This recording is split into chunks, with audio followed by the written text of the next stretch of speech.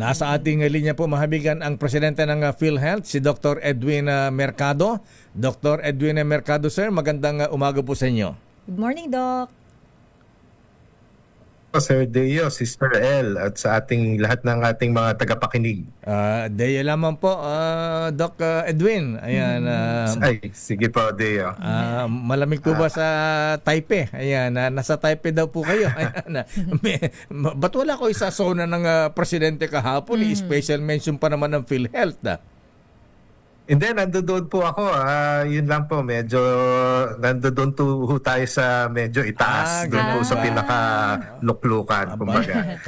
Pero nandun po ako at napakinig ko po lahat po ng pinahayag ng ating Pangulo. Ayan. Nako, ito ngayon, Mr. Doc Edwin Mercado, sir. Siyempre, lahat po ng mga pasyente nating nagpapadialysis, may cancer. Unahin nga po natin ang dialysis, Doc Edwin, sir. Ang sabi ng Pangulo ay libre daw po ito. Kakayanin nga ba sa loob ng isang taon, Dr. Edwin, sir? Yung mga PhilHealth members actually, natin. Deo, Sister L, lahat ito po ay naumpisahan na nung mga third quarter nung nakaraang taon. Yun lang po, hindi nahagip nung SONA nung nakaraang na taon. Kaya ito po ay inulat ulit ng ating mahal na presidente. So ang dialysis po ay talaga pong mga kalimitan 3 beses sa isang linggo ginagawa. So yung taunan po niyan umaabot ng mga 150 to 154. At yun po ay kinover na po ng buo ng PhilHealth. Kasi po nung datihan, umaabot lang po ng 10 buwan eh. Yung natitirang 2 buwan, out of pocket na, binabayaran na po ng ating mga pasyente. Ang nangyayari po, tumitigil. Pag tumigil po, mas lumalala ang sakit. So lalo rin pong nagagastusan tayo. Ang pangalawa po, yung pong mga nagdidesisyon na ayoko na magpa-dialysis kasi nakakabit ka sa makina almost 3 times a week eh. Nagpapa-kidney transplant na po. Ang kaso, yung mga nagpapa-kidney transplant, may mga kailangan din po yun na maintenance medicines para po hindi ma-reject yung kidneys, hindi po magka-infection, at kapag minsan po binabiopsy para matiyak na gumagana po yung pinalit na bato. So yun po yung nakakahadlang sa iba nating mga kababayan na magpa-kidney transplant. So yun po, cover na rin po ng PhilHealth habang buhay po ang pasyente. At sa amin pong tansya, base po sa aming actuarial projections sa bilang po ng mga Pilipino may sakit sa bato, ay kakayanin po at meron po tayong sapat na pondo para dyan po. At actually nga po, pagka gumastos tayo ng pang-kidney transplant, ang kaakibat po doon, di na tayo gagastos ng dialysis. So ganun po yun. Pagka nabigyan natin ng kidney transplant, minentain natin ng gamot para hindi mag-reject ng kidneys. Actually mas makakatipid yun kaysa yung 154 na dialysis taon-taon. Libre po ba ang kidney transplant, Dr. Edwin Mercado, sir, para sa mga PhilHealth members? Tamo po yan, Deo. Ang kidney transplant po ngayon ay covered na po. Umaabot na po ng 1.4 hanggang 2 million sigun po doon sa donor. Ang problema po natin ngayon, yung source po noong donation o yung donor. Kaya nga po pinapaabot namin na pwede yung mga may kidney nung nagpapadialysis ay humikayat po ng kanilang mga kamag-anak kasi pwede po tayong mabuhay ng 1/3 of 1 kidney lang eh. Hindi naman po kailangan talagang doble. Malaki po yung spare natin capacity ng ating bato. So yun po ay minumungkahi namin para nga po hindi na sila nakakabit at dinadialyze at makapagtrabaho po muli at maging mas productive. Doc Mercado, aside po dito sa pinag-uusapan natin sa dialysis, lalo na po yung may mga cancer, may mga nagtatanong din po kababayan natin, kinaklarify nila, yung tungkol naman po pagka merong sakit sa puso, katulad po ng mga kailangan mag-angioplasty o kailangan po ng operation, ito po ba ay libre na rin at sakop na rin po ba ng mga beneficiaryo ng PhilHealth? Opo, ang mga nagkakaroon po ng atake sa puso, acute myocardial infarct. At medyo yung pong paggagamot po kasi iba't ibang yugto po yan eh. Kapag nakita po halimbawa na una, at nandun po sa tinatawag na naming critical time period, pwede po munang bigyan ng panunaw ng blood clot sa puso. Meron pong binibigay na gamot. At pagka hindi po umubra, ay saka po ililipat sa isang hospital na may kakayanan naman na mag-angiogram at mag-angioplasty. At pagkatapos po ng angiogram at angioplasty at na recover na ho ng pasyente, kasama ay susunod naman po cardiac rehab. So ibino na namin parang iba-ibang phase, may iba-ibang bayad para ang pasyente hindi naiipit na ay walang angioplasty dito, hindi ako i-cover. Hindi po, covered ho kayo kahit po sa isang hospital muna na walang angiogram at angioplasty. Pero kailangan po meron hong network kung saan po yung hospital naman na pinagdalhan sa inyong una ay makapag-re-refer sa inyo doon sa mga hospital na may kakayanan. At pati po yung ambulansyang magta-transfer mula po doon sa unang hospital na naglapat ng lunas at doon po sa hospital na merong angiogram at angioplasty, covered din po yun ng PhilHealth. Para po tuloy-tuloy at walang agam-agam ang ating pasyente. Ayan. Isa pa, Doc Edwin Mercado, sir, yung mga cancer patients, alam nyo lang po ang back chemotherapy. Diyos ko, ang mahal-mahal niyan. Ayan, kaya rin po bang sagutin ng PhilHealth yan na Dr. Mercado, sir? Meron po kaming mga comprehensive package. Kung tawagin po yan ay Z package. Yung pong mga talagang malalala at malulubhang sakit. Ang cancer po ay kasama po diyan sa ganyan mga packages. Meron na po kami sa puso, sa breast. So yun po ay kasama pati yung mga chemotherapy at saka yung radiotherapy. Binabalangkas pa po namin yung sa liver at saka sa ovarian at saka doon po sa lung. Pero po yung iba po, colonic cancer, prostate cancer, meron na rin po. Yun lang po, meron po kaming konting restrictions po Yung mga pwede po muna naming bayarang mga gamot for cancer, ay yun lamang pong pumasa sa pag-aaral po nung DOST ng Department of Science and Technology na talaga pong angkop at mabisa yung mga gamot. So yun po ay tinatawag na cost-efficient effectiveness study at ginagawa po yun ng HTAC, ng Health Technology Assessment Council na nasa ilalim po ng DOST. So kami po ay nagbigay na po ng listahan ng gamot na pwede nilang i-prioritize at hopefully po ay mabigyan na rin po kami ng go signal na makover itong mga panibagong mga gamot hopefully within the year or early next year. Ayan. Dr. Mercado, sir, ayan, ito po ba ay sa mga government hospitals lang o pwede rin po sa private hospitals, Dr. Mercado, sir? Ay, yung mga ano po namin, like yung acute myocardial infarct, yung pong dialysis, yan po ay pareho pong sa pribado at sa pampublikong mga hospital. Yung mga pang-cancer naman po, kung tawagin ay Z package, yan po ay ina-assess muna o iniriripaso namin kung yung pong mga hospital, pribado man siya or pampubliko, ay may kakayanan kasi may mga specialista at saka mga gamit na kinakailangan. So pag Z package po ang tawag, yun po contracted. So piling hospital lang po yun, pero meron pong mga contracted hospitals na nasa pribado po at nasa pampubliko. Yung pong case rate kung tawagin, kagaya po yung nung ZPAC, para po sa atake sa puso at para po doon sa dialysis, yan po ay sa lahat po ng accredited na naming facility, maging gobyerno man, maging pampubliko man po siya o pam-private.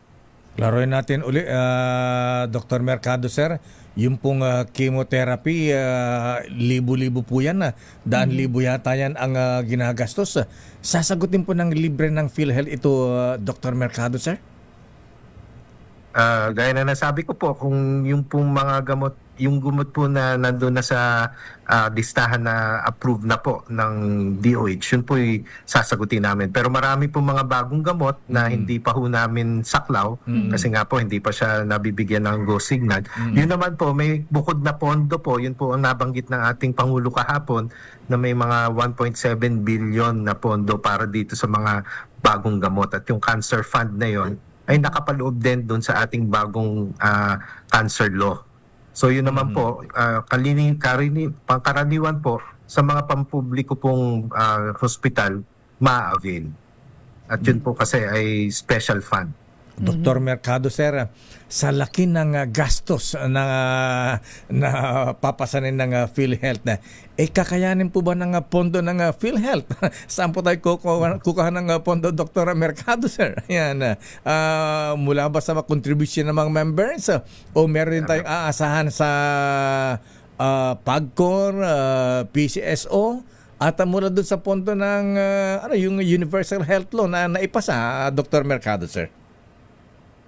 Magandang katanungan yan, Deo, kasi wala namang bansa na talagang ang resources ay unlimited. Opo. Yung mga bansang mayayaman, ang ginagawa may copay na tinatawag o kaya nagra-ration.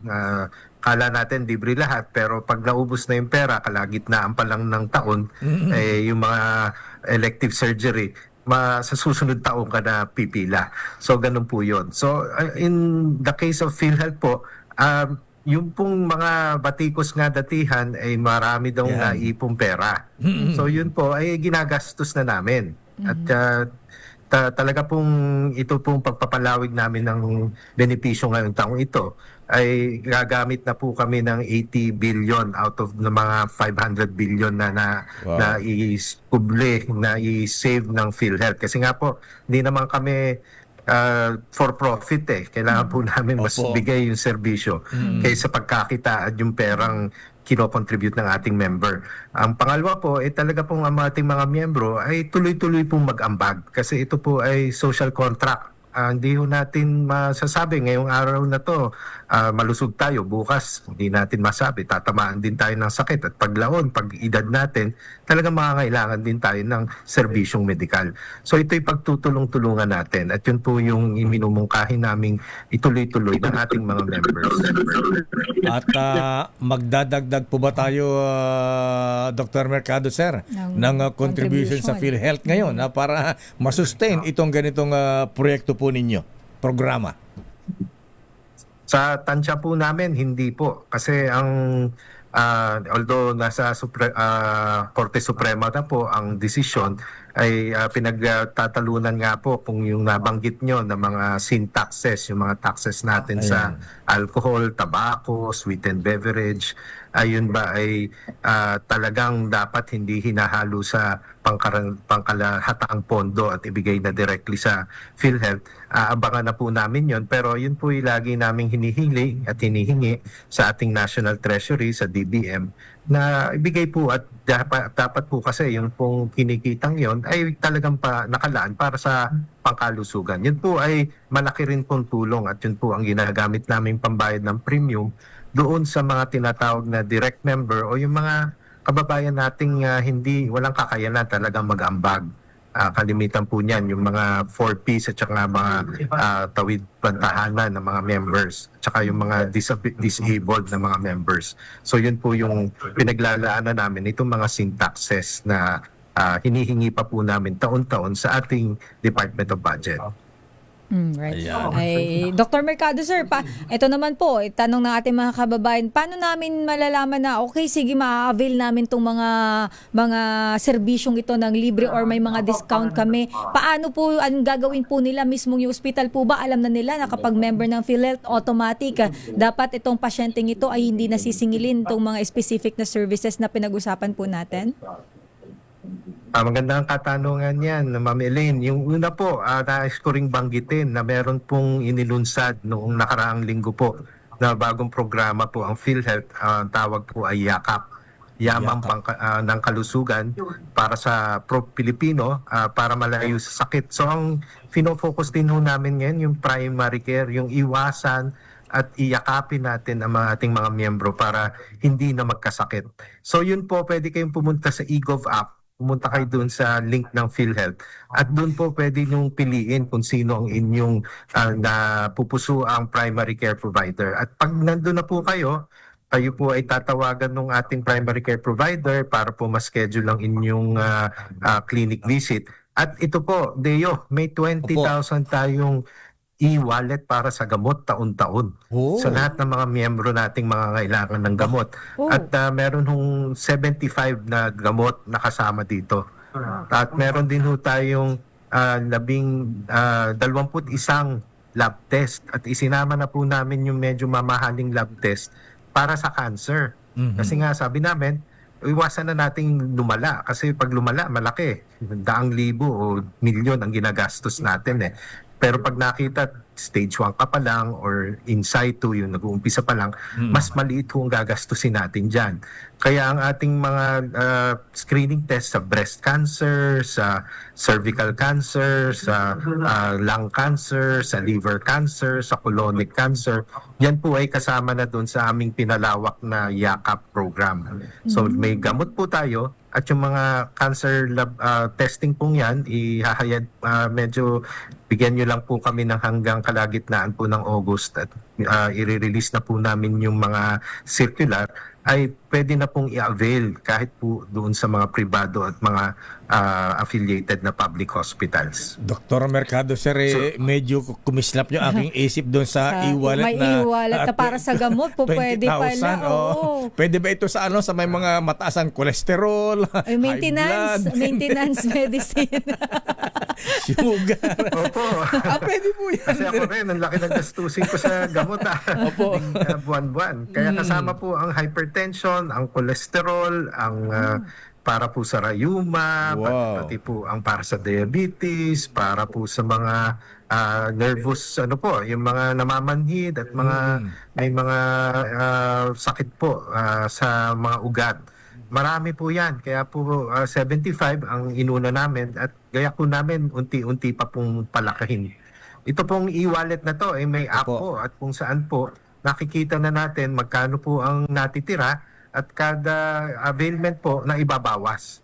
Ayun. Yun naman po sa ospital, nasabi nyo kanina sa Sister Elaine, kapag po pumunta ng ospital at point of care, pakita nyo lang po yung ID nyo, automatic na po yun. Kahit wala kong may napatlangang ambag or premium ng mga nakaraang taon.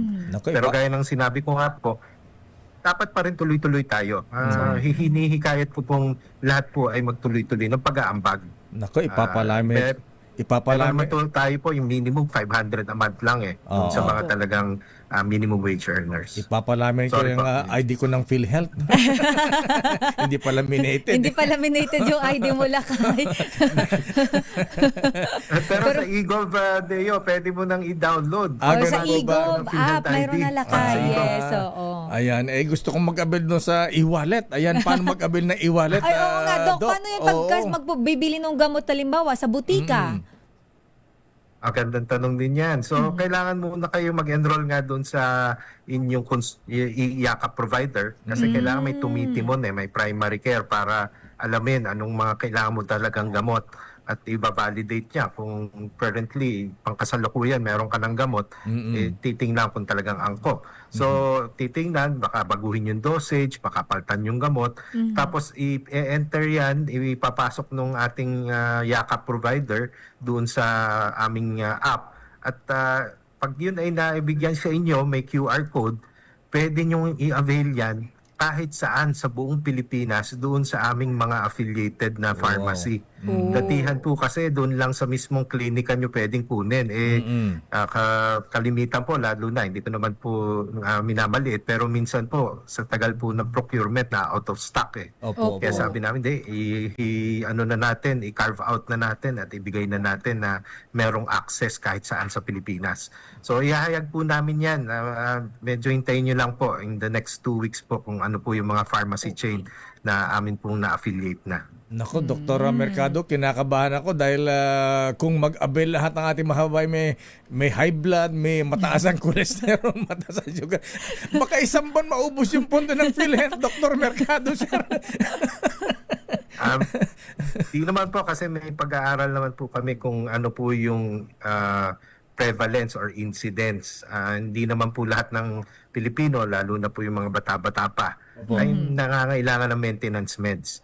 Tayo lang po, Deo, na medyo, Yes, sir. Medyo may edad na. talagang, tapos na yung warranty. Ang nangangailangan maraming gamot. Yung kailangan na ng overhaul. Mga sagot. Anyway, Dr. Mercado, sir, ayan, napahagad na po itong mga sinabi po ninyo at sana nga po ay maisakatuparan na kagad sa lalong madaling Abangan panahon. natin yan. In the next 2 weeks, ang sabi ni Dr. Mercado Lakay. Ang ganda ng sona ng Pangulo Marcos. Natuwa, no? Kasi Lakay, malaking bagay to. Alam mo Ay, naman, oo. ang daming mga kababayan. Dito lang po kasi sa estasyon namin, Doc, yung operation tulong namin, ang dami pong lumalapit sa amin para po magpaghingi ng tulong para makapagpagamot. At saka hindi na po matatakot yung mga kababayan natin na magpa-doktor, magpa-ospital kasi, Yes, kasi- banggit pa ng doktor at ospital, nenervyusin na, himatayin na sa gastos. Kasi walang pambayad. Walang pambayad, Yun yung Doc. nakakalungkot. Ayan. Opo, yung pinakamalaki pong portion noong nilalabas natin sa bulsa natin yung pang maintenance na gamot. Kaya yun po ang minabuti naming bigyan ng pansin. Wag na kayong lumala ang sakit, wag nang gumastos ng milyon. Opo. Dito na lang natin gastusin sa maintenance medicines. Nako, Dr. Mercado, bakit ngayon lang kayo sa PhilHealth? Dapat noon pa. dapat noong 2022 pa kayo. Saka alam niyo naman, private sector ako nang galing. Nasa private Kaya galing medyo panibago pong advokasya na Ayan. binigay sa atin. Ayan. Kailangan pong gampanan natin. Alright. Dr. Mercado, sir, maraming salamat Thank you, po. Doc. Mabuhay Ingat po po. kayo. Pagpalain kayo ni Lord. Salamat po, Deo, Elaine. Maraming salamat. Thank you very much. Thank you, Mahabigan, Doc. ang presidente ng PhilHealth, galing-galing, dapat noon pa. Mr. President, Dr. Edwin Mercado. Mabuhay po kayo, sir. Daming bayan.